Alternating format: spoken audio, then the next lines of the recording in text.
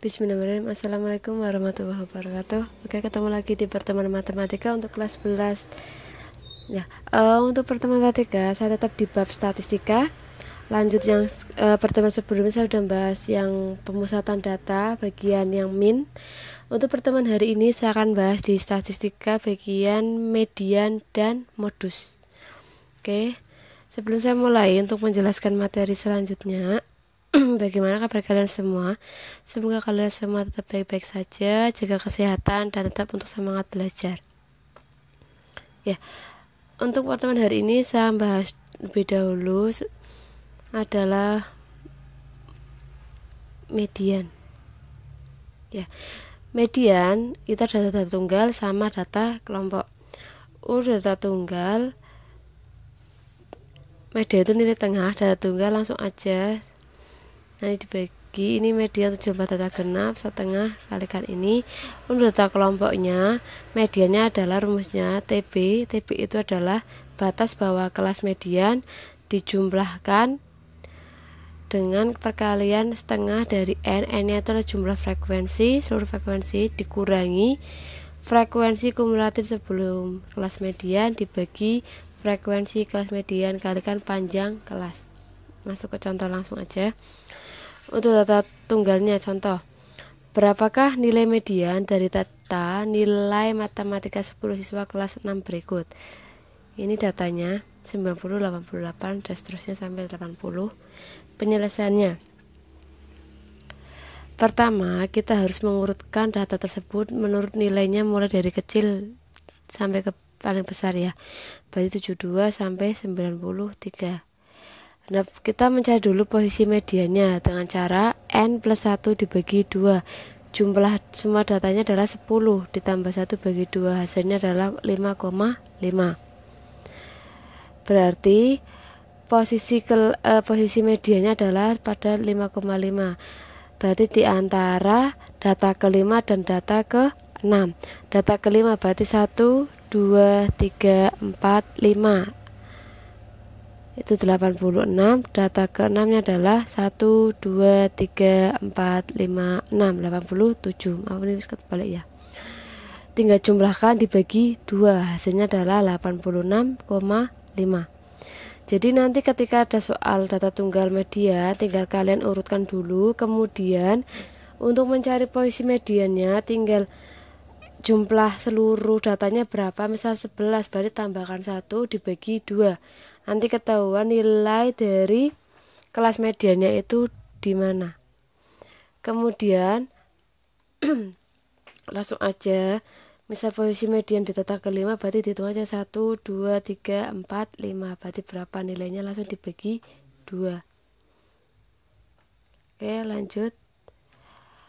Sekarang median data kelompok.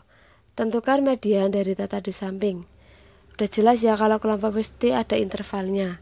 Jadi untuk menentukan median kelas untuk ya data kelompok, pertama adalah kita tentukan dulu frekuensi kumulatif dijumlahkan ya, jadi frekuensi dijumlahkan. Ini frekuensi pertama 3, frekuensi ketiga berarti dijumlahkan 5 tambah 3 8, frekuensi ketiga berarti 10 tambah 8 18, frekuensi keempat berarti 18 ditambah 11 jadi 29, tambahkan lagi 8 berarti 37 tambah lagi 3 dengan 40, dijumlahkan terus sampai frekuensi total di sini. Kemudian setelah kita mengetahui frekuensi kumulatifnya, kita menentukan panjang kelas. Dilihat dari mana caranya, yaitu nilai 31 sampai 40 itu ada berapa panjang kelasnya. Ini ada berapa? 1, 2, 3, 4, 5, 6, 7, 8, 9, 10. Berarti ada 10, maka panjang kelasnya adalah 10. Kemudian kita menentukan kelas mediannya. Kelas mediannya kita menentukannya dengan cara n per 2. N-nya berapa? 40 dibagi 2, berarti 20. Nah, kita lihat frekuensi kumulatif yang memuat angka 20 di mana, yaitu di sini kan nih, 29 kan memuat angka 20. Berarti kelas mediannya di 61 sampai 70.